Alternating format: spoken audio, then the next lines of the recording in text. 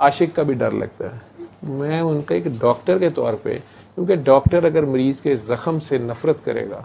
कि इसमें से बू आ रही है, ठीक है, हमारे पास पेशेंट्स आते हैं उनके जख्मों में सुंडियां चल रही होती हैं, मैगेट्स कहते हैं उन्हें, ठीक है, स्मेल आ रही होती है, उस कमरे में नहीं खड़ा हुआ जा सकता, उनके घर वाले ऐसे करके खड़े होते हैं। और हम जब ऑपरेट करते हैं या वो वूंड की क्लीनिंग करते हैं या उसको साफ करते हैं, तो अगर उसे हम प्यार से ना करें तो फिर एक आसान हल होता है जी, ऐसे टोक ऐसे बेहोश करें, छुरा मारें और ये पाँव ही काट दें, अब सारे तो कीड़े पड़ गए। और हम ये पूरी कोशिश कर रहे होते हैं कि अगर इस पाँव में से कुछ हिस्सा बिल्कुल गल सड़ गया, डेड हो गया है, तो फिर भी जो बच सकता है वो बचाया जा सके। लेकिन जो उसमें से बू आ रही होती है और वो जो कीड़ों का सीन होता है, उसके लिए दिल कर रहा होता है कि बस इधर से कुल्हाड़ी मारें, इसको तो उतारें, परे करें, बू भी कमरे में से खत्म हो। और हम कोशिश कर रहे होते हैं कि इसका जितना पाँव बच सकता है या अगर सारा ही बच सकता है तो बच जाए। ये सिवाय प्यार के ये नहीं हो सकता। ये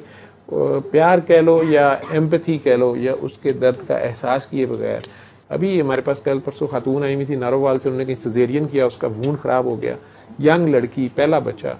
तो अभी ऑपरेशन को 15 दिन हुए थे, उसके पस बाहर उबल रही थी, लेकिन उसमें इतनी स्मेल थी और इतने उसके बुरे हालात थे कि उसके घर वालों में से कोई पास खड़े होने पर तैयार नहीं था। और शुरू में कोई सर्जन और गायनी आपस में खेल रहे थे, वो कह रहे थे सर्जरी वाले करें, मुझे गायनी वाले करें। तो फिर मुझे आखिरकार एक डॉक्टर, मुझे पता था कि वो नहीं ना करेंगी, तो मैंने उनके पास भेजा कि डॉक्टर साहब ये इसकी फौरी सर्जरी अगर हो गई, इसका वूंड क्लीन होगा तो बच जाएगी, नहीं तो ये मेरे पास मेडिकल वार्ड में तो ये मर जाएगी। और मैं उनकी टीम को उनको सलाम करता हूँ, सलूट करता हूँ कि उन्होंने उसी दिन उसी वक्त उसको लेके उन्होंने जिस तरह भी साफ किया होगा। 4 घंटे की सर्जरी थी, मेरे ख्याल में वहाँ 4 मिनट उसके पास खड़ा होना मुश्किल था, वो इतनी स्मेल थी। और वो स्मेल आम स्मेल नहीं होती सोडोमोनास की या स्टैफ की, बहुत ही गंदी स्मेल होती है। तो उस बेचारी को प्रेगनेंसी में शुगर भी हो गई, शुगर उसकी आउट ऑफ कंट्रोल हुई थी, वो सारे मसाइल थे उसके। सो कहने का मकसद ये होता है, जो डॉक्टर होता है वो जैसे ये कह रही थी, उसने आपको टीका भी लगाना होता है, कड़वा सिरप भी देना होता है, नाक पकड़ के भी आपको ज़बरदस्ती पिट्ठी नंगी भी करके आपकी शर्मगाह जो है उसको नज़ारे भी करने होते हैं, उसमें टीके भी लगाने होते हैं, आपकी तशरीफ़ जो है उसमें जो कुछ ना कुछ टीका ये वो लगाना ही होता है। वो डॉक्टर की मजबूरी होती है एक ही वार्ड में। तो एक तो यहाँ आके आप लोगों से एक तो गलती ये होती है कि इसको सिरप दिया है तो मुझे गोली क्यों दी है,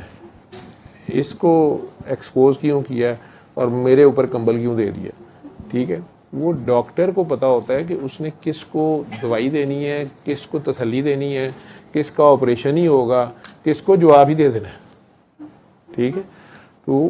क्योंकि डॉक्टर, अच्छा डॉक्टर वो भी होता है जो ये भी कह सके कि जी मुझे नहीं पता इससे आगे, या ये मैं इसे ऑपरेट नहीं कर सकता, मेरी कैपेसिटी से आगे है, या इसका इलाज मेरे समझ से बाहर है, मैं इससे आगे नहीं कर सकता, बजाय तजर्बात करने के।